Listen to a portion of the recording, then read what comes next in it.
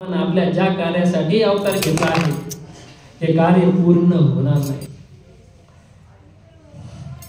गोरक्षनाथांनी जी जिद्द घेतली तर त्याला मच्छिंद्रनाथ समजून सांगताय, अरे राजा, जी जिद्द तू करतोय ही तुझी योग्य आहे, पण काही प्रमाणामध्ये विचार कर. जिद्द करणे हे कधीच योग्य नसतं. जिद्द केल्याने आपला जो पुढचा प्रवास आहे हा होणार नाही. आपण ज्यासाठी अवतार घेतलेला आहे का त्यांना कल्याणासाठी हा अवतार कार्य आपण घेतलेलं आहे, तर हा अवतार कार्य पूर्ण होणार नाही. त्याच्यामुळे जिद्द तू करू नको, असे योग्य नाही. पण मी तुला एक चांगला सल्ला देतो, ते ऐक. आणि पुढे मच्छिंद्रनाथ म्हणतात, प्रजेस आनंदी पाहण्यासाठी मी माझा आत्मा त्रिविक्रम राजाच्या शरीरामध्ये प्रवेश करतो. बघा, गोरक्षनाथाचा शब्द खरा करण्यासाठी गुरुला पुढाकार घ्यावा लागला.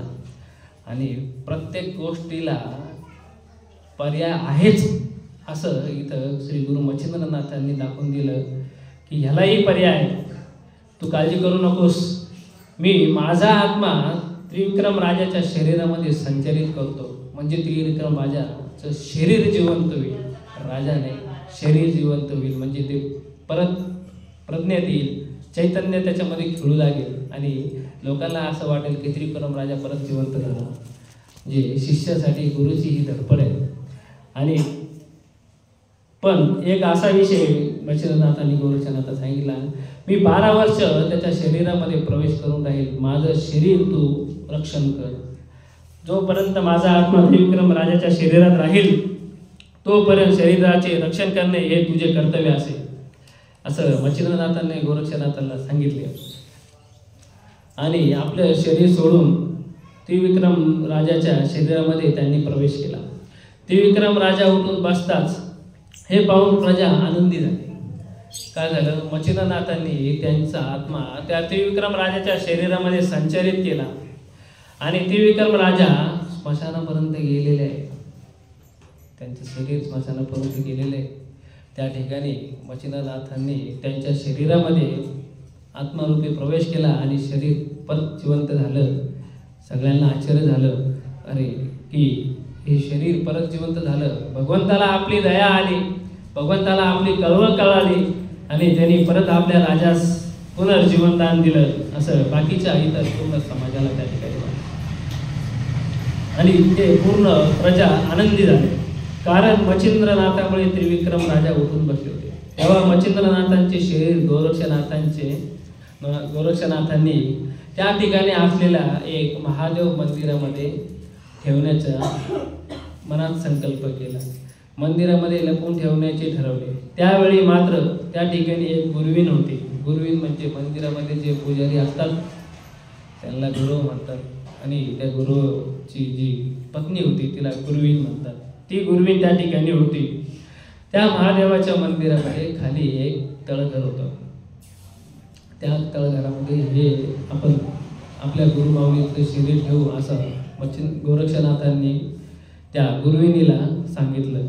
कारण की गुरुवीण त्या ठिकाणी मंदिराची पुजारी असल्यामुळे त्या मंदिरामधले सगळे जे काही भाग आहे ह्या गुरुविणीला माहिती होते आणि तिची मदत घेणं हे गरजेचे होते.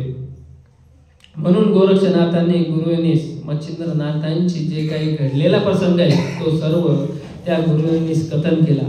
मच्छिंद्रनाथाचे शरीर त्या मंदिर गृहामध्ये ठेवले आणि गोरक्षनाथ मच्छिंद्रनाथांचे शरीराचे रक्षण करत बरेच दिवस त्या ठिकाणी थांबले.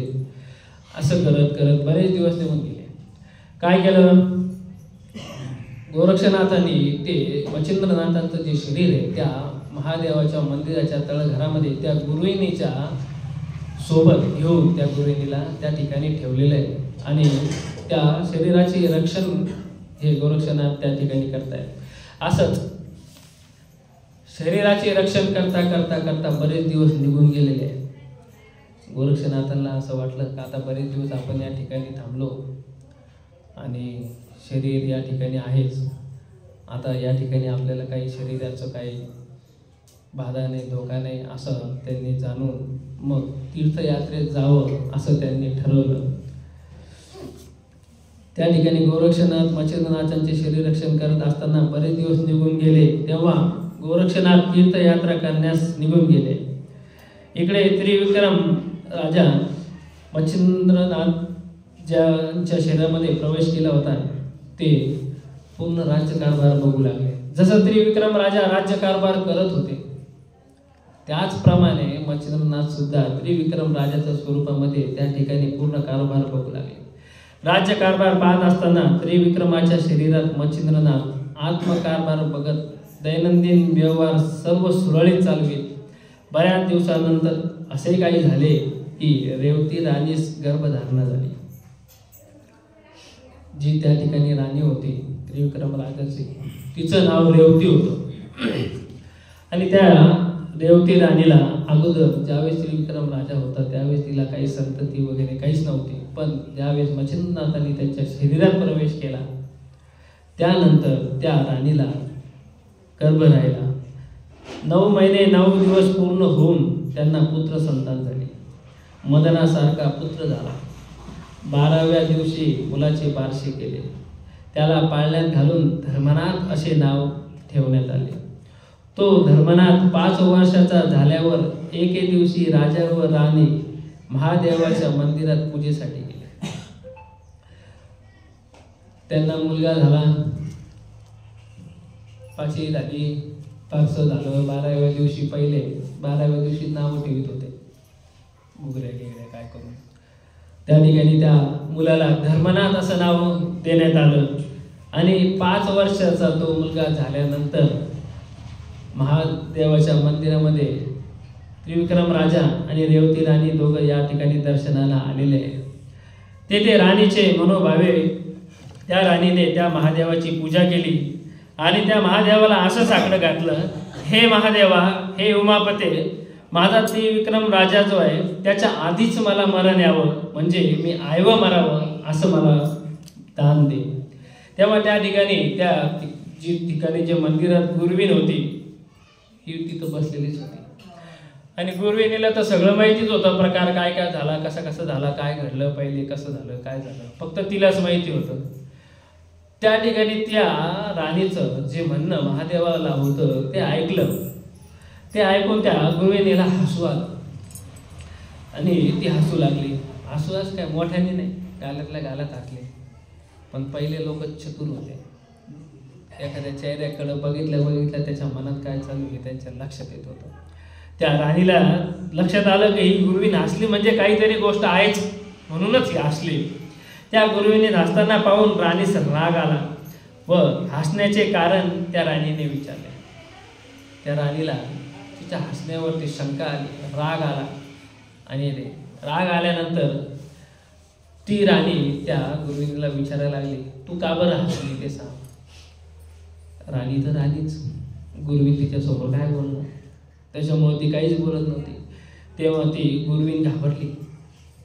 राणी म्हणते, न घाबरता उत्तर दे, नाहीतर बघ. राणीचा धाक आहे. प्रजा राजाच्या धाकातच असते. राजा जे बोलत तीच पूर्व दिशा. राजा काय आणि राणी काय, दोघांचं वर्चस्व तेवढंच. त्या राणीने विचारल्यावर ती घाबरली आणि तिला त्या भीतीपोटी तिला मोहामध्ये घेतलं. मोहाच्या भावनेमध्ये तिने त्या गुरविणीला विचारलं. तेव्हा ती गुरवीण एकांतास त्या राणीला बोलवून एकांतामध्ये त्रिविक्रम राजाच्या मृत्यूचे जे सर्व काही गूढ होतं हे त्या राणीस सांगू लागली. हे सर्व ऐकून राणी त्यानंतर निघून गेली व नंतर तिने रात्री मच्छिंद्रनाथाचे शेव छेदन करून जंगलात फेकून दिले.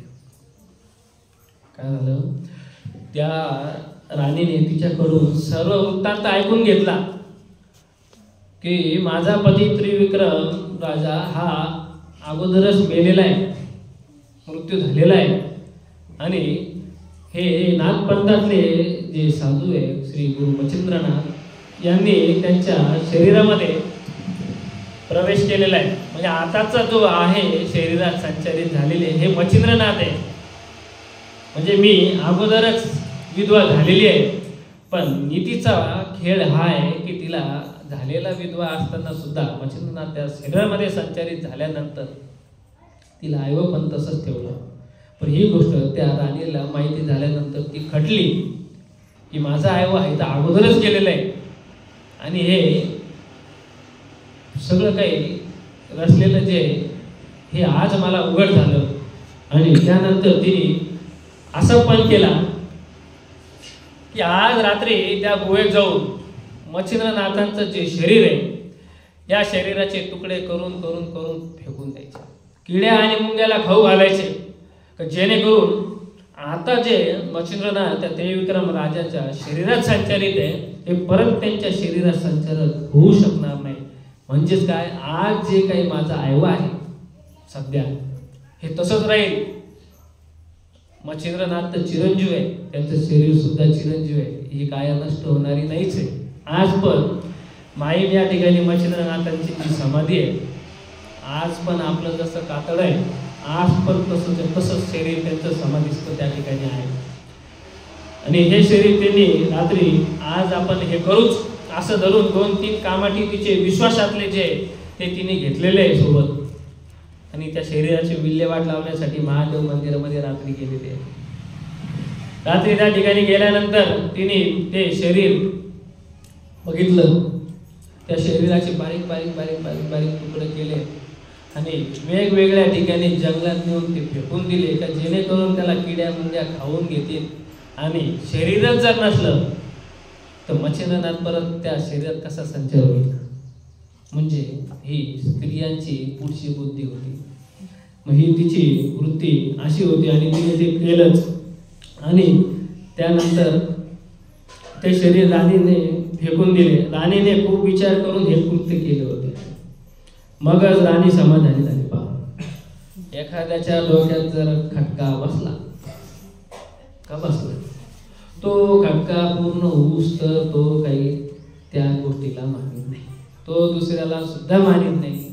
त्याला त्या ठिकाणी किती जरी मोठ्या साधू संतांनी समजून सांगितलं, कोणी समजून सांगितलं तरीही तो त्या ठिकाणी ऐकत नाही. त्याचा खटका पूर्ण केल्याशिवाय त्याला समाधानच नाही. तसं राणीने केलं आणि पूर्ण कृत्य झाल्यावरच तिला समाधान झालं. हा, आता आपल्याला सगळं आपलं काम हाती झालं, आता आपण निवांत राहू, निवांत बसू, असं ती ठिकाणी ती निवांत झाली. पण हे जेव्हा घडले तेव्हा मात्र कैलास पर्वतामध्ये पार्वती देवी जागी झाली आणि तिने शिवात जागे केले की हे महादेवा, हे शंभू, उठा, समाधीतून घात झाला. ज्या कार्यासाठी आपण नवनारायणाला या मृत्यू लोकात पाठवलेलं आहे, ज्या अर्थी तुम्ही त्या मच्छिंद्रनाथांना अनुग्रह केलेला आहे, आदिनाथ गुरु सकळ सिद्धांचा मच्छिंद्रदयाचा मुख्य शिष्य तुम्ही त्याला मुख्य शिष्य केलेलं आहे. आणि या कार्यासाठी मच्छिंद्रनाथांपासूनच हा नवनाथ पंथ निर्माण केलेला आहे. त्या मच्छिंद्रनाथांच्या शरीराचा घात झालेला आहे आणि त्या राणीने त्या मच्छिंद्रनाथांच्या शरीराचे तुकडे तुकडे करून करून पूर्ण जंगलात फेकून दिलेले आहे. जागे व्हा, उठा, बघा काय होतंय, असं त्या पार्वती मातेने त्या ठिकाणी महादेवाला जागे केलेले. त्यानंतर महादेवाने असा आदेश दिला की आपले गण 72 कोटी चामुंडा यांना पाठवून ते शरीराचे तुकडे कैलासामध्ये घेऊन या आणि त्याचं रक्षण करा, असं महादेवाने सांगितलं. तेव्हा 72 कोटी चामुंडा येऊन मच्छिंद्रनाथाच्या शवाचे शरीराचे तुकडे पार्वती मातेच्या आज्ञेने व महादेवाच्या आज्ञेने कैलासात घेऊन आले.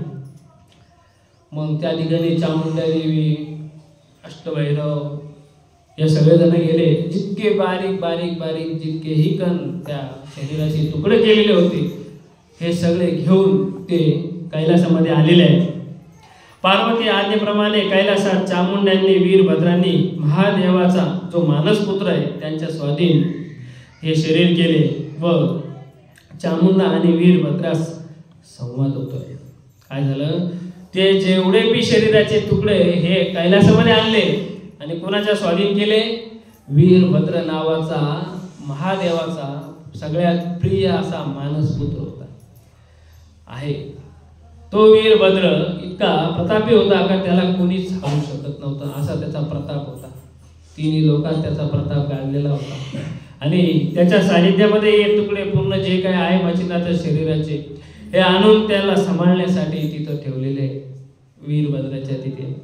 आणि त्याच शरीराला आणल्यानंतर ते चामुंडा आणि वीरभद्र यांच्यात संवाद असा चालू आहे की तुमचा व आमचा शत्रू मच्छिंद्रनाथ एकाएकी मरत पावला आहे.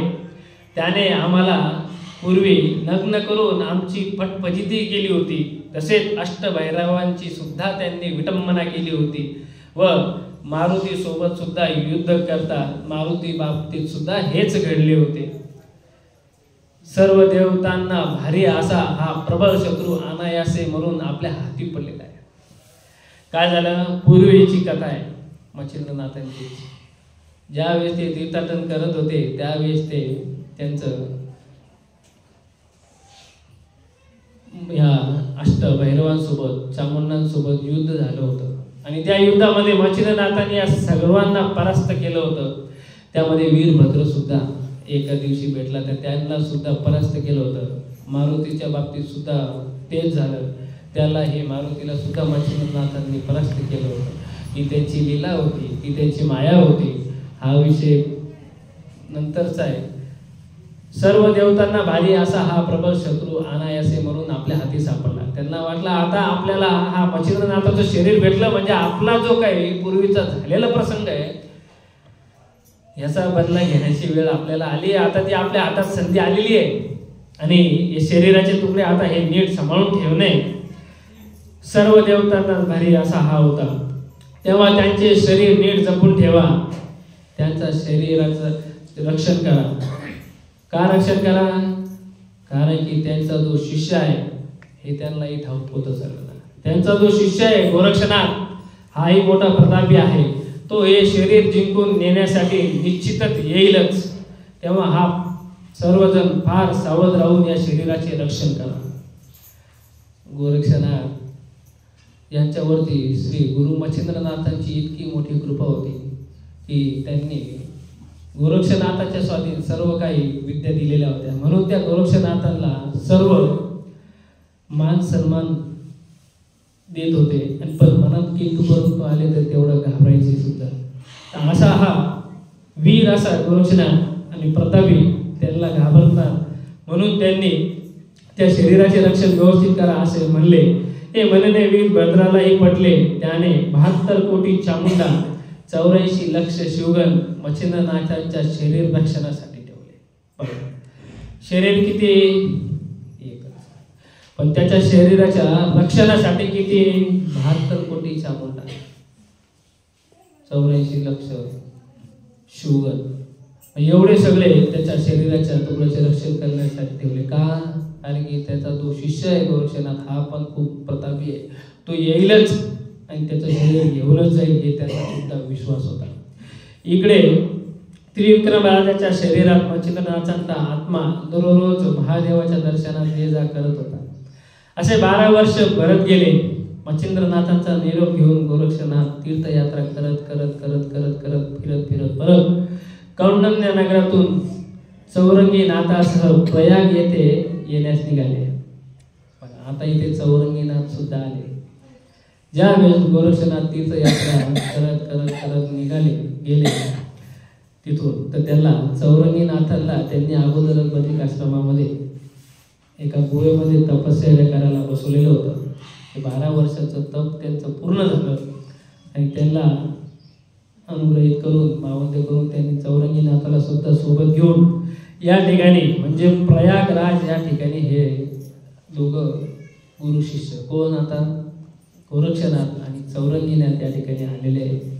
त्यांना माहिती आता 12 वर्ष भरत आलेले आपले गुरु परत त्यांच्या शरीरात संचारित होण्याची वेळ जवळ आलेली आहे आणि त्या ठिकाणी आपल्याला पोहोचायचं आहे. आणि त्या ठिकाणी चौरंगीनाथ गोरक्षनाथ आल्यावर गुरुंनी विचारपूस केली. गृहदार उघडून बघितले तेव्हा मच्छिंद्रनाथांचे शेवट येते नाही असे गोरक्षनाथास निदर्शनास आले. मग मात्र गुरुविन घाबरून गोरक्षनाथास सांगू लागले. तेव्हा गुरुविन बोलताना अडकू लागले. त्या ठिकाणी गोरक्षनाथ आले. त्यांनी बघितलं की या ठिकाणी तर मच्छिंद्रनाथांचं शरीरच नाही आणि ही एक गोष्ट त्या गुरुविन शिवाय कुणालाही माहिती नाही. मग नेमकं झालं काय? मग त्या गुरुविने गोरक्षनाथ विचारपूस करताय पण बोलताना ती गुरुविन अडकळते. लक्षात आलं काहीतरी गडबड झालेली आहे. आपण ज्या वेळेस तीर्थयात्रा फिरण्यासाठी गेलो, या ठिकाणी काहीतरी गडबड झाली आणि हे आपल्या गुरु माऊलीचं शरीर या ठिकाणी कुठे ना कुठे गेलेलं आहे. कुणीतरी या शरीराचा घात केला हे गोरक्षनाथास लक्षात आलं. गुरुविनीला गोडीमध्ये गोरक्षनाथांनी विचारलं. गुरुविन घाबरून गोरक्षनाथ सांगू लागले. तेव्हा गुरुविन बोलताना अडकू लागले. शेवटी गोरक्षनाथांच्या पाया पडून आपली शरणागती तिने पत्करून गोरक्षनाथ म्हणाली, हे महाराजा, मला क्षमा करा. रेवती राणीने मला मोह घालून सर्व काही विचारले, तेव्हा मी तिला सर्व जी घडलेली गोष्ट आहे ती सांगितली.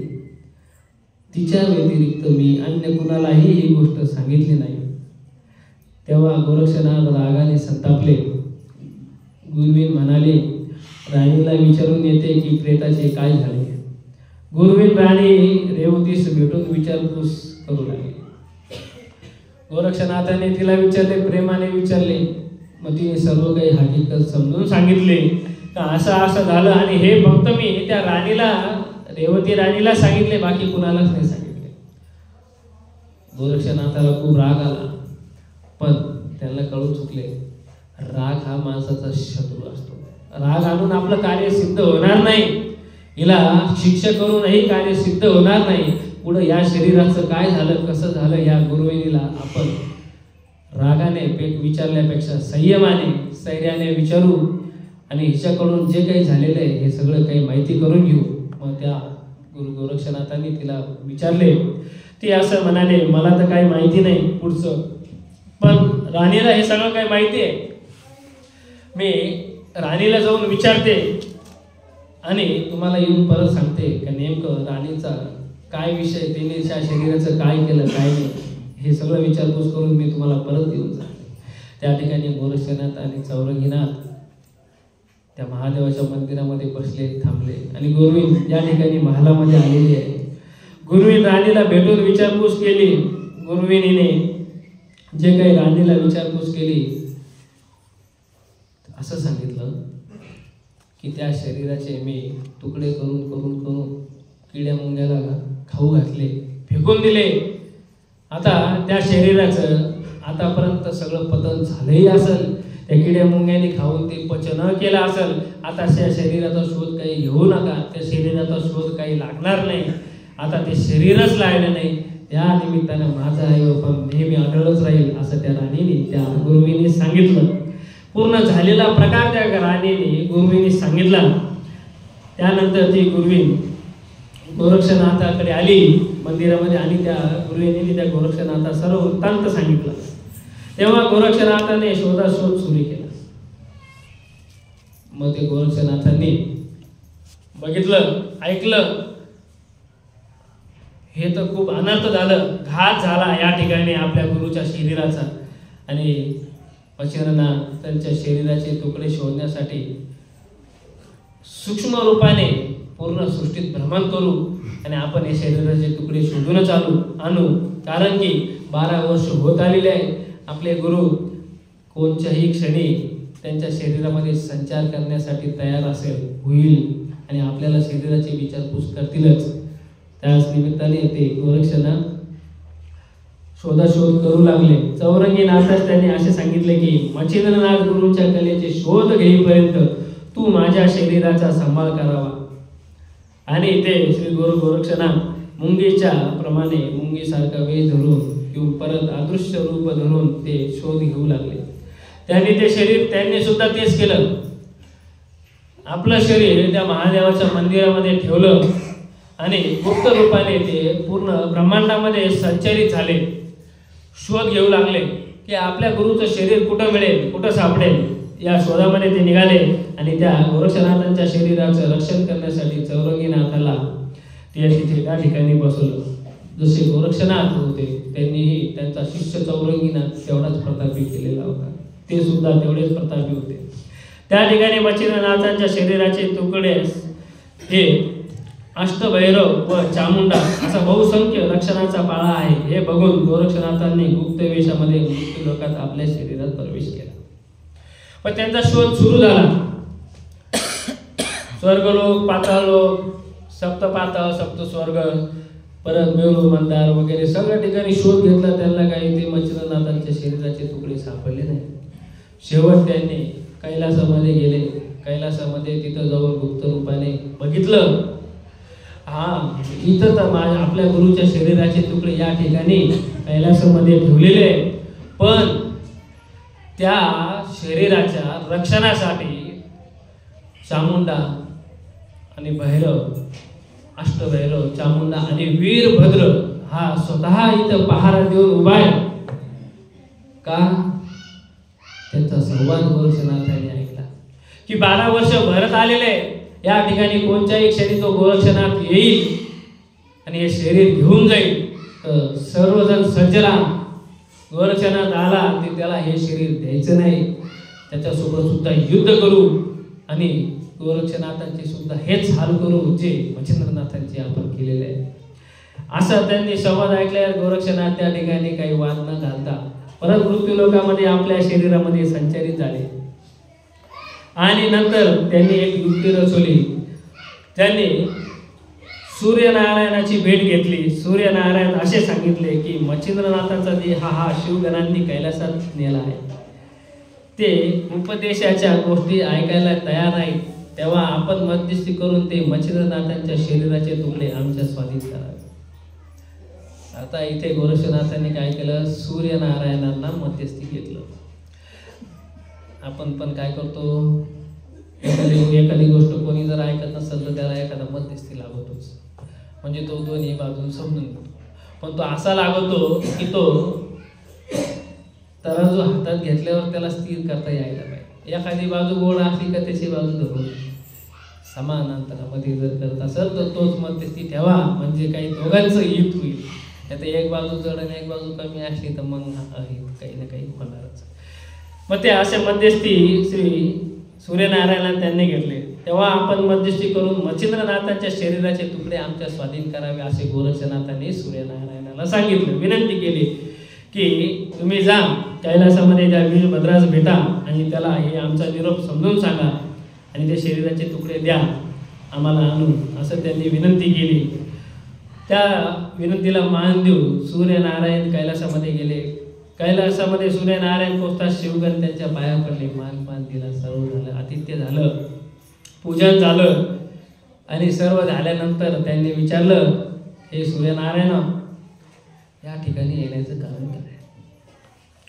तेव्हा सूर्यनारायण म्हणाले, हे वीरभद्रा, जे तुम्ही मच्छिंद्रनाथांचे शरीराचे तुकडे या ठिकाणी आणलेले ते तुम्ही परत करावे हे विनंती घेऊन मी मध्यस्थी म्हणून या ठिकाणी आलेलो आहे. त्या ठिकाणी हे असे वाक्य वापरल्यानंतर वीरभद्र, अष्टभैरव व चामुंडा यांनी सांगितले की मच्छिंद्रनाथांच्या शरीर तुम्ही परत न केल्यास मच्छिंद्रनाथाचा शिष्य गोरक्षनाथ हा येईल आणि आम्ही त्याच्यासोबत हे युद्ध करू आणि जे काही त्या मच्छिंद्रनाथांचे सध्या हाल झालेले आहे शरीराचे तेच आम्ही त्याच्याशी सुद्धा करू, कारण की त्यांच्या मनामध्ये राग होता. त्या रागापोटी त्यांनी त्याला असं सांगितलं, मध्यस्थी जे आले सूर्यनारायणाला, की आम्ही हे शरीर परत करणार नाही, पण या ठिकाणी ते दोघं युद्ध करण्यास आले तर आम्ही युद्ध करू आणि त्यांना परास्तही करू आणि आमचा जो काही पूर्वी झालेला अपमान आहे त्याचा आम्ही सूड घेऊ, असेच त्यांनी सांगितले. ते सांगितल्यानंतर सूर्यनारायणाने प्रेमाने परत एकदा त्यांना समजून सांगितले की हे सर्व तुम्ही खटाटोप करू नका. जसा मच्छिंद्रनाथ पराक्रमी होता तसा त्यांचा जो शिष्य आहे गोरक्षनाथ हाही तेवढाच प्रतापी आहे आणि हा गोरक्षनाथ एकटा नसून त्याच्यासोबत चौरंगीनाथ सुद्धा आहे. हे सांगून देखील त्यांना पटलं नाही. त्यांनी म्हणे, नाही, आम्ही हे शरीर देणार नाही. तुम्ही जरी मध्यस्थी करायला आले तर आम्हाला ही गोष्ट मान्य नाही, आम्ही युद्ध करायला तयार आहे. हा निरोप त्यांना द्या की आम्ही युद्ध करायला तयार आहे. मग सूर्यनारायणाने एक विनंती फक्त अशी केली, ठीक आहे, युद्धासाठी तुम्ही तयार आहे, पण हे जे काही युद्ध तुम्ही करणार आहे हे तुम्ही या कैलासामध्ये करू नका. तुम्ही मृत्यू लोकामध्ये येऊन युद्ध करा, कारण हे नाथ जे इतके प्रतापी आहे की ते या ठिकाणी जर आले तर ते कैलास पूर्ण उद्ध्वस्त करून टाकतील। या कैलासाचा पूर्ण उद्ध्वस्त झाल्यानंतर महादेवाला हे सहन होणार नाही, महादेवाला राग येईल आणि त्यांचा कोप हा तुम्हाला होईल आणि महादेव तुम्हाला माफ करणार नाही। मग वीरभद्राने मृत्यू लोकात येऊन युद्ध करू असे सांगितले। एवढं समजून सांगून सुद्धा वीरभद्रांनी ऐकलं नाही। ते म्हणे ठीक आहे, काय हरकत नाही, आम्ही मृत्यू लोकात येऊन युद्ध करू, आम्ही युद्धाला तयारच आहे। गोरक्षनाथ देखील मच्छिंद्रनाथांसारखे गोरक्षनाथांचे शरीराचे सुद्धा मच्छिंद्रनाथांच्या शरीरासारखे तुकडे करू। अशा प्रकारे सूर्यनारायणाचे सर्व प्रयत्न व्यर्थ झाले। वीरभद्राच्या आज्ञेप्रमाणे सर्व शिवगण, अष्टभैरव, चामुंडा हे सगळे मृत्यू लोकात युद्ध करण्यासाठी उतरले। एवढं सूर्यदेवाने मध्यस्थी करून सुद्धा त्यांनी काहीच ऐकलं नाही। सूर्यनारायणने गेल्यानंतर वीरभद्राने सर्वांना सांगितलं, चामुंडांना, अष्टभैरवांना, की आता युद्धात सज्ज व्हा, तयार व्हा, आपल्याला युद्धाला जायचंय मृत्यू लोकात। आणि त्यांनी तयारी पूर्ण करून या ठिकाणी मृत्यू लोकामध्ये ते सर्व युद्ध करण्यास आलेले आहे। या वीरभद्राचे सैन्य किती 72 कोटी चामुंडा संख्येने, 84 लक्ष गण व 33 कोटी देवासहित शस्त्र अस्त्रासहित ते सर्व आले। ते पाहून गोरक्षनाथ चौरंगीनाथास सावध केले। चौरंगीनाथाने गोरक्षनाथाने बघितलं, आता हे सर्व युद्धास आलेले आहे, हे काही ऐकण्याच्या स्थितीत नाहीये।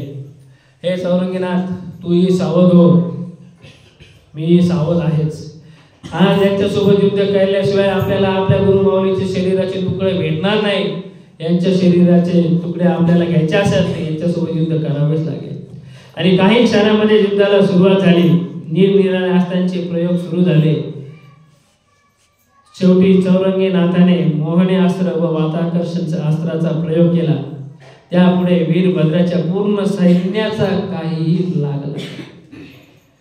मग युद्ध कसं केलं? आता नाथांकडे तर काही धनुष्यबाण नाही, तलवार नाही, खडग नाही, मुरुग नाही, काय नाही, भाला नाही, गुप्ती नाही, काही, फक्त एक त्यांच्याकडं शस्त्र इतकं मोठं होतं की त्या शस्त्राच्या आधारावरती त्यांनी 33 कोटी देवगण, शिवगण सर्व वेष्टित, ते म्हणजे फक्त भस्म। त्या भस्मामध्ये इतकी ताकद होती की सगळ्या देवतांना त्या ठिकाणी शरणागत यावं लागलं। त्या भस्माच्या जोरावरतीच त्यांनी त्या एक चिमूटभर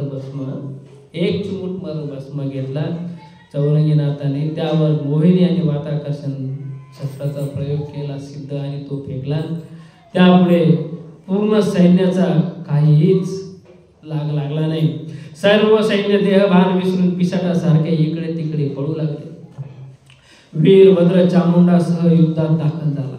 तो मागून आला, आपल्या सैन्याची अवस्था त्यांनी बघितली आणि ती जे आपल्या पूर्ण सैन्याची अवस्था बघितल्यानंतर त्याला खूप गोरक्षनाथांवर, चौरंगीनाथावरती राग आला आणि तो युद्धासाठी सज्ज झाला। मग दोघे एकमेकांवर चालून आले, नाशाला उद्युक्त होऊन शस्त्रास्त्राचा मारा करू लागले।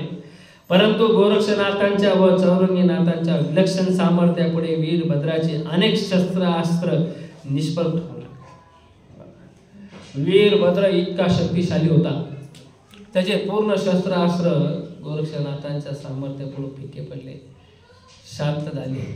युद्ध तरी सुरूच आहे।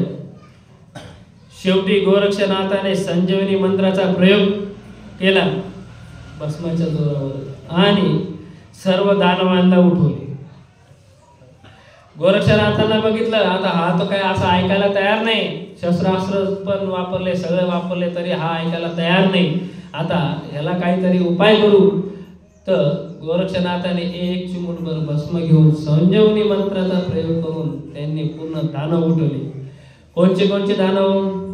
त्रिपुर, मृदुमान्य, महिषासूर, जलंधर, कालयौवन, आद्यसूर, बकासूर, हिरण्यकश्यपू, मुचकुंद, कुवक्रदंत, रावण, इंद्रजित, कुंभकर्ण वगैरे असे राक्षस गोरक्षनाथांनी उठवले आणि युद्धासाठी पाठवले।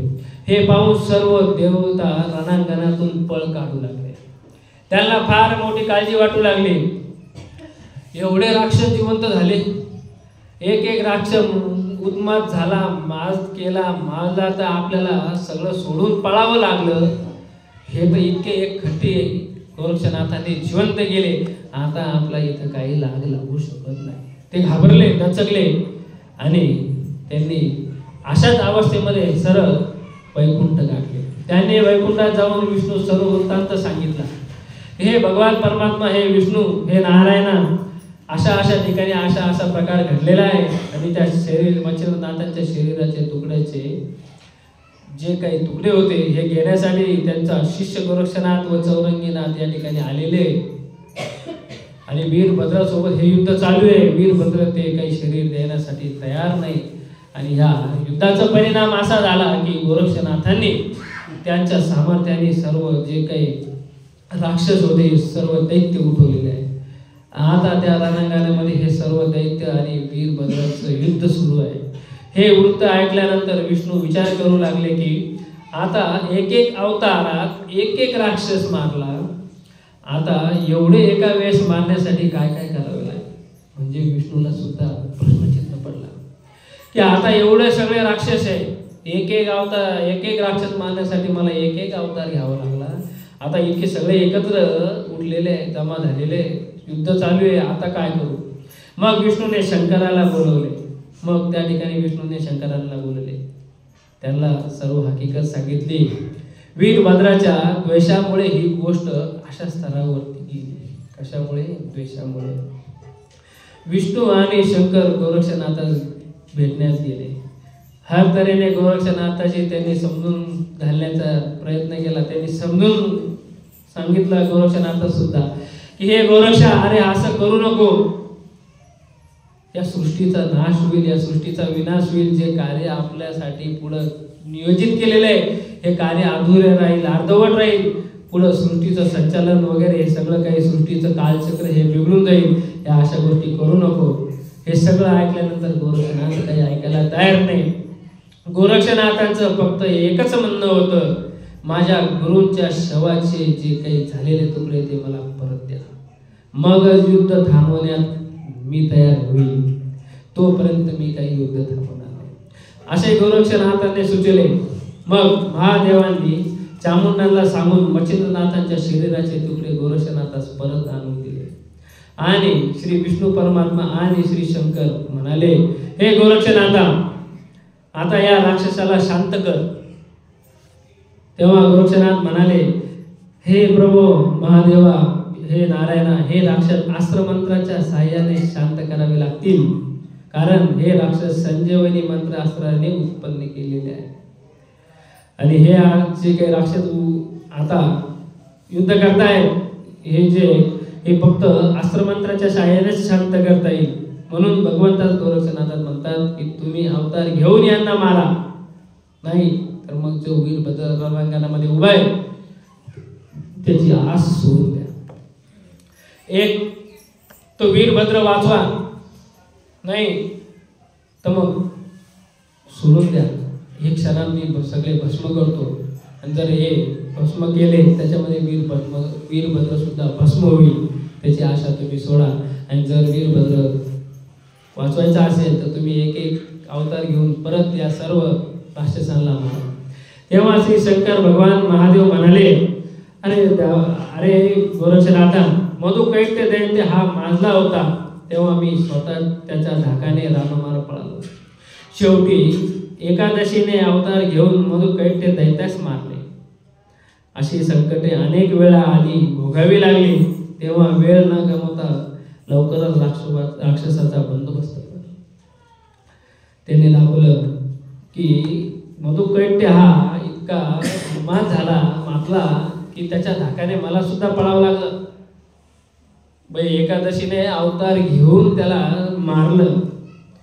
आता इतके आम्हाला भोगावे लागले, यापुढे आणखी कसे भोगता येईल या उद्देशाने त्यांनी गोरक्षनाथास विनंती केली. असे गोरक्षनाथास सांगण्यात आले, आम्ही वीरभद्राची आशा सोडून दिली, तुला जे करायचे तसं कर, पण या राक्षसांना आता शांत कर. श्री शिव व विष्णू असं त्यांना सांगून गोरक्षनाथाला सांगितलं. आणि महाप्रतापी वीरभद्र युद्ध बंद करत नव्हता, म्हणून संजीवनी मंत्र शक्तीच्या अस्त्राने उत्पन्न केलेले राक्षस हे श्री गोरक्षनाथाने एका भस्माच्या जोरावरती पादाकर्षण मंत्राच्या साहाय्याने पूर्ण राक्षस गतप्राण केले व त्यामध्ये वीरभद्र सुद्धा गतप्राण झाला. म्हणजे ते सर्व काही त्यांनी भस्म केले, त्यामध्ये वीरभद्र सुद्धा भस्म झाला. ज्यावेळेस वीरभद्र भस्म झाला, श्री शंकर व विष्णू गोरक्षनाथांची खूप वाहवा करू लागले. काय हा प्रतापी गोरक्षनाथ की त्याने एवढं मोठं युद्ध करून इतके राक्षस उठू नये, परत त्या राक्षसास भस्म केले. काय हा त्याचा घोर प्रताप, काय त्याचे हे सामर्थ्य, असे त्यांची वाहवा करू लागले. पण एवढी वाहवा केल्यानंतरही मनामध्ये कुठेतरी आपला पुत्र गेल्याचा शोक महादेवाच्या मनामध्ये होता. त्यानंतर श्री शंकराने दुःख व्यक्त केले की माझा हा जीव की प्राण असा असलेला वीरभद्र हा मी गेला, आता वीरभद्राला मी कुठं बघू. वीरभद्राच्या जोरावरती मी माझंही बरंच कार्य करत होतो, त्या वीरभद्राच्या सहारे मी जगत होतो, आता मी कसं करू. हा शोक महादेवाला झाला. पण श्री गुरु गोरक्षनाथांना असा काहीही उद्देश नव्हता की महादेवास दुःखी करणे, हा गोरक्षनाथांच्या विचारात नसल्याने वीरभद्र जिवंत करणे हे त्या गोरक्षनाथास महत्त्वाचे वाटले. गोरक्षनाथांना वाटलं की 12 वर्ष मी ज्या ठिकाणी तप केलं बद्रिकाश्रमा ठिकाणी, त्या ठिकाणी 12 वर्ष श्री महादेवाने मला सांभाळलं, माझं पालन पोषण केलं. आणि आज ते श्री महादेव श्री गुरु माझेही हे रडतायत, दुःखी झाले, त्यांना शोक झालेला आहे की त्यांचा पुत्र हा मरण पावलेला आहे. मग याच्यासाठी पर्याय मी नेहमीच आताही मागाशी सांगितलं तेच, काही गोष्ट घडली तरी त्याला पर्याय आहेच. मग तो पर्याय कसा शोधायचा, त्या हिशोबाने गोरक्षनाथांनी पर्याय शोधला. आणि वीरभद्र ज्या ठिकाणी भस्म झाला त्या ठिकाणी त्यांच्या जे काही असते या ओळखून आणा, मी त्या वीरभद्रास जिवंत करून देतो. पण एक असं अडचण आली की त्या ठिकाणी पूर्ण राक्षस जेवढे होते तेवढे त्या युद्धा रणांगणामध्ये भस्म झालेले, मग त्यांच्या सगळ्यांच्या नास्ती त्या ठिकाणी होत्याच. गोरक्षनाथांचं म्हणणं असं होतं की तुम्ही फक्त वीरभद्राच्याच आस्ती जर आणल्या तर मी त्याला जिवंत करतो, त्याच्या व्यतिरिक्त जर कुणाच्या आणखी आस्त्या जर आल्या तर तो सुद्धा जिवंत होईल, परत त्याला मारता येणार नाही. म्हणून मग ह्या आस्ती जर तुम्ही आणत असाल फक्त वीरभद्राच्या तर मी त्याला जिवंत करतो. महादेवाला पूर्ण विश्वास होता आपल्या मुलावर, आपल्या शिष्यावरती की हा नेहमी माझ्या नामस्मरणामध्ये, माझ्या चिंतनामध्येच मग्न राहायचा, धुंद राहायचा. म्हणजे याच्या प्रत्येक शरीराच्या कणाकणामध्ये गुरुचं नाव हे दडलेलंच आहे, लपलेलंच आहे. म्हणून त्यांनी त्या युद्ध रणांगणामध्ये महादेव गेले, एक आस्ती उचलायची, कानाला लावायची, या आस्तीतून ओम नमः शिवाय ओम नमः शिवाय आवाज आला की ते बरोबर समजून जायचे की वीरभद्राची आस्ती. असं करत करत त्यांनी सर्व आस्ती जे वीरभद्राच्या या सर्व उचलल्या, कानाला लावल्या, ओम नमः शिवाय ओम नमः शिवाय, आणि त्या गोरक्षनाथाजवळ जाऊ. म्हणजे एखाद्या गुरुला शिष्यावरती किती विश्वास पाहिजे आणि एखाद्याला शिष्याला गुरुबद्दल किती आत्मीयता पाहिजे, किती त्याचं अंतःकरण असं भरलेलं पाहिजे की त्याचं हाडं सुद्धा त्या गुरुचं स्मरण करतात. काय ही मोठी गुरु शिष्याची नवले, ही सगळी बाकीची माया आहे. वीरभद्र गेला, मच्छिंद्रनाथांचे शरीराचे तुकडे झाले, त्या ठिकाणी गोरक्ष युद्ध करतायत, ज्यांनी विद्या दिली त्यांच्यासोबतच त्यांना युद्ध करावं लागतंय आणि त्या ठिकाणी ते प्रसंग बघतायत. हे सगळे त्यांची लीला आहे, हा लीलेचा भाग आहे, ही त्यांची परीक्षा आहे. आणि या परीक्षेमधला विषय असा झाला की त्यांनी महादेवानी त्या वीरभद्राच्या पूर्ण आस्ती कानाला लावून बघायचा आणि त्या ठिकाणी आणायचा.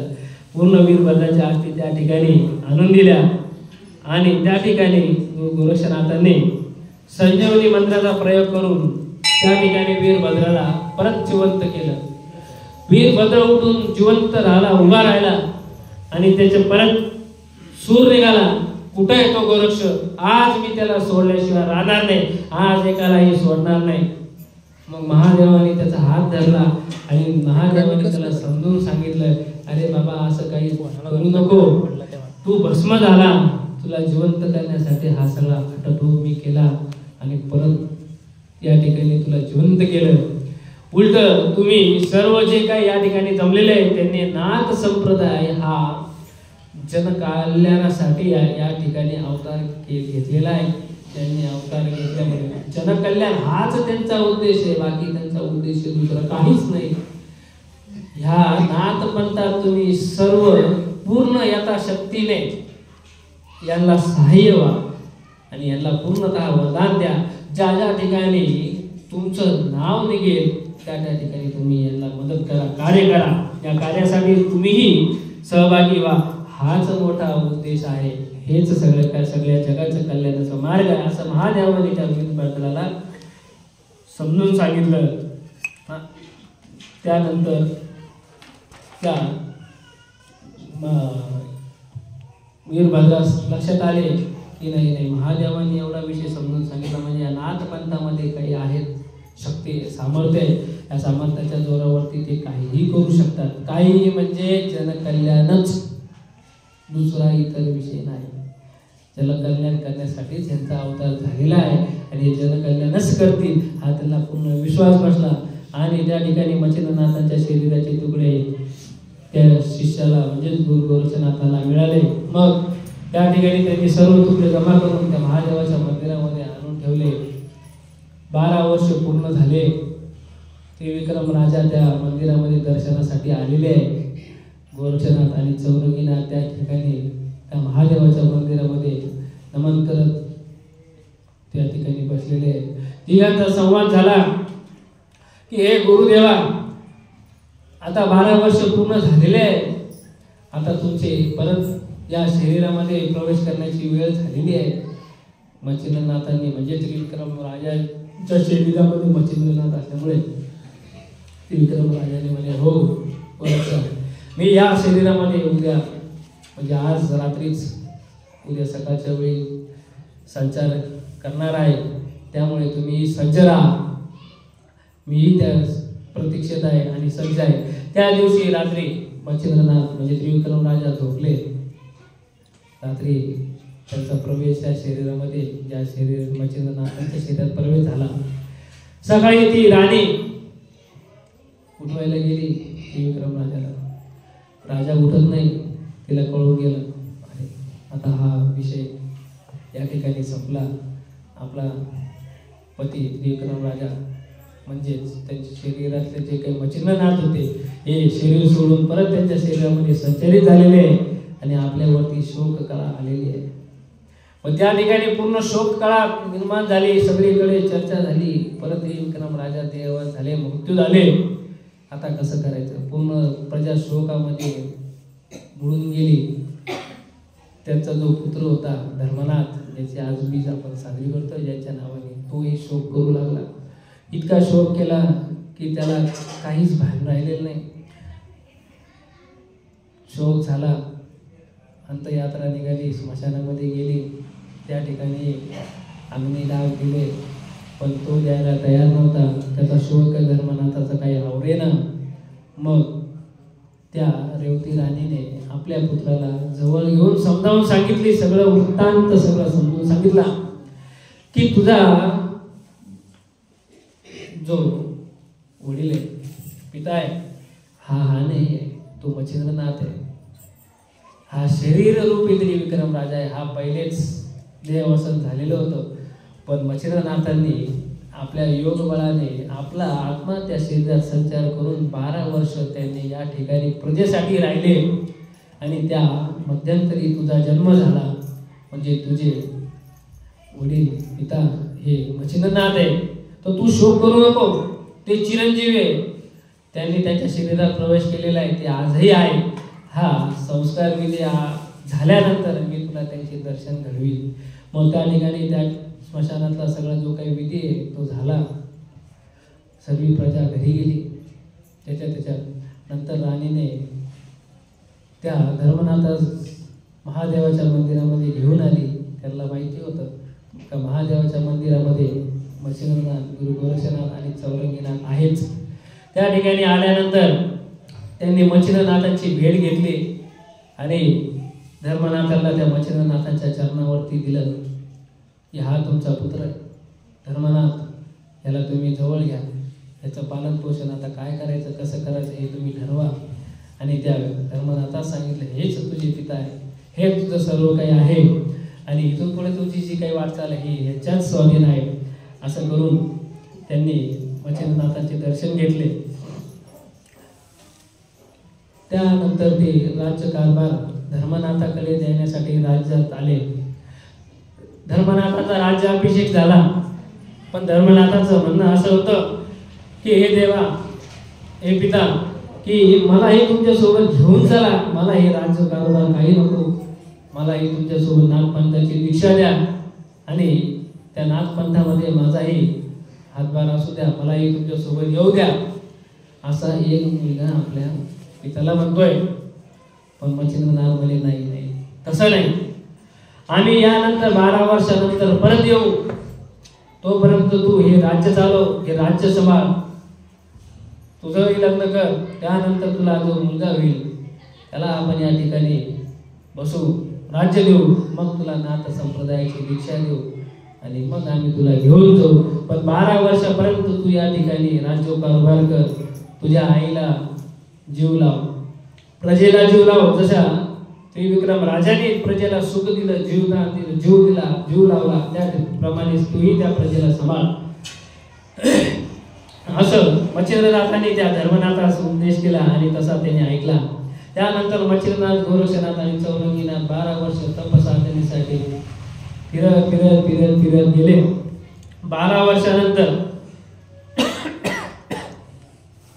त्या ठिकाणी परत त्या नगरीमध्ये आले आणि धर्मनाथाला नाथाची दीक्षा द्यायची म्हणून गोरक्षनाथाला पुढाकार दिला आणि पुढे केलं की हे गोरक्षनाथा, धर्मनाथाला अनुग्रह करण्याची वेळ आलेली आहे आणि या धर्मनाथाला अनुग्रह करून यालाही नाथ संप्रदायामध्ये समाविष्ट करून घ्या. त्या ठिकाणी गोरक्षनाथाने धर्मनाथाचा अनुग्रह केला व नाथपंथाची दीक्षा देऊन धर्मनाथात ब्रह्म सनातन केले. आपल्या नाथपंथात सर्व साबरी विद्या शिकून नाथपंथाची दीक्षा पूर्ण झाली. 12 वर्ष बद्री केदारनाथास पाठवून तप पूर्ण करून घेतले. तेव्हा नाथपंथास मिळवले व मावंदे केले. त्याच वेळी सर्व देवगण, गंधर्व, सूर, असुर, मानव या सर्वांनी मच्छिंद्रनाथ गोरक्षनाथास विनंती केली की हा जो सोहळा आज चालू आहे त्या नगरीमध्ये मावंद झाले. धर्मनाथ कसे झाले? त्या मावंद्यासाठी गोरक्षनाथाने सर्व देव, गंधर्व, सूर, असुर यांना सर्वांना आमंत्रित केलेलं आहे. जसं आज आपण या ठिकाणी सर्व समाज जमा झाला तसा त्या ठिकाणी सर्वजण जमा झालेले आहे.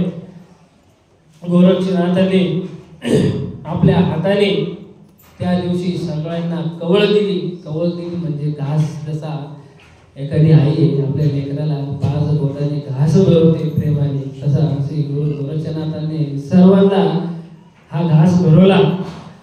तो इतका आनंद त्यांना, सर्व देवतांना, सूर, असुर सगळ्यांना इतका आनंद झाला, इतका प्रेमानंद झाला की त्यांना त्या आनंदाची इतकी ओढ लागली की त्यांनी त्या गोरक्षनाथास विनंती केली, हे गोरक्षनाथा, आज या ठिकाणी धर्मनाथाच्या अनुग्रहानिमित्त जो काही सोहळा झाला, हा सोहळा इतका काही पवित्र आणि आनंद होता का हा आनंद आम्हाला दरवर्षी मिळावा, दरवर्षी भेटावा, ही आमची पूर्ण सर्वांकडून तुम्हाला विनंती आहे. आणि या विनंतीला मान देऊन गोरक्षनाथांनी या धर्मनाथ बीच या दिवशी दरवर्षी आमच्या नाथपंथामध्ये हा धर्मनाथ बीज सोहळा होईल असं वचन त्या ठिकाणी सर्व देवदेवतांना, मनुष्यांना दिलं. या धर्मनाथ बीज सगळे नाथ संप्रदाय मिळून करेल. आणि धर्मनाथ बीजेचे वृत्त गोरक्षनाथांनी सर्वांना समजून सांगितले. तेव्हापासून धर्मनाथ बीज हा उत्सव सुरू झाला. गोरक्षनाथ म्हणतात की जो कोणी धर्मनाथ व्रत आणि धर्मनाथ बीज करेल त्या ठिकाणी लक्ष्मीचा वास नित्य राहील. त्या व्यक्तीस गोरक्षनाथांचा सतत आशीर्वाद राहील. धर्मनाथ बीजेचे व्रत, उपवास आणि प्रसाद करून या ठिकाणी देवी देवतांचा आशीर्वाद घ्या असं गोरक्षनाथांनी सर्वांना सुचवले. आजच्या दिवशी लक्ष्मी देवीचे आगमन होते. यासाठी नाथ संप्रदायाचा प्रचार प्रसार करून नाथ पंथाचा आशीर्वाद घ्यावा. ही दुआ भक्ती मच्छिंद्रनाथ गोरक्षनाथांची नसून श्री गुरु दत्तात्रय व सर्व नाथपंथांची सुद्धा आहे. म्हणून मी म्हणजे आमचे गुरुवर्य अण्णा बाबा उर्फ त्यांचं आनंदनंद आपणा सर्वांना विनंती करू इच्छितात की धर्मनाथ बीज सर्वजण साजरे करा. सर्वांना धर्मनाथ बीजेचा लाभ घेऊ द्या. व्रत उद्यापन करा व आजचा दिवस गोड आनंदाने साजरा करा. त्यामुळे आपणा सर्वांवर श्री गुरु दत्तात्रयांची कृपा होईल. हे सर्व जे काही घडलं हे त्रिविक्रम राजामुळे घडले. तेव्हा धर्मनाथ बीज करण्याचे महत्त्व जगास पटले व धर्मनाथ बीज ही त्या दिवशीपासून सुरू झाली. कधी माघ शुद्ध द्वितीया म्हणजे आज ह्याच तिथीला ह्याच दिवशी धर्मनाथांना गुरु गोरक्षनाथांचा अनुग्रह झाला आणि या दिवशी मावंती होऊन त्या ठिकाणी धर्मनाथ बीज उत्सव खूप मोठ्या आनंदाने गुण्यागोविंदाने साजरा करण्यात आला. आणि त्याच आनंद हा परत परत मिळावा, दरवर्षी मिळावा या उद्देशाने सर्व देवतांनी गोरक्षनाथास विनंती करून हा सोहळा त्यांच्याकडून मागून घेतला की हा सोहळा दरवर्षी घडावा व्हावा आणि हा प्रसाद या ठिकाणी दरवर्षी प्रत्येक ठिकाणी मिळावा. या ठिकाणी त्या दिवशीपासून असंच सांगितलं गेलेलं आहे की धर्मनाथ बीजेच्या दिवशी नवनाथ स्वतः त्या ठिकाणी सूक्ष्म रूपाने येतातच आणि गुरु गोरक्षनाथ या धर्मनाथ बीजच्या दिवशी सर्वांना आपल्या स्वतःच्या हाताने जी कवळे घास आहे हे घास बनवतात. काय पुण्यवंत सोहळा की साक्षात नाथ त्यांच्या हाताने आपल्याला घास बनवतात. याच्यापेक्षा मोठं पुण्य काय. म्हणून तुम्ही या ठिकाणी असा की आणखी कुठेही असा ज्या ठिकाणी धर्मनाथ बीज आहे त्या ठिकाणचा प्रसाद सोडू नका. त्या ठिकाणचा प्रसाद घेतल्याशिवाय राहू नका. कारण की त्या धर्मनाथ बीजेला आणि त्या प्रसादाला साधारण अनुभव घ्या. अनुभव घेतल्यावर खात्री होणारच.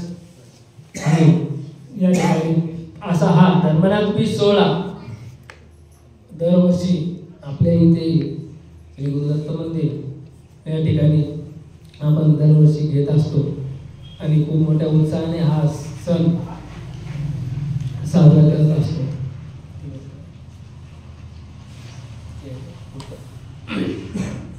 असा हा धर्मनाथ बीजाबद्दल जी काही माहिती आपल्या ग्रंथामध्ये होती ती मी तुम्हाला दिली.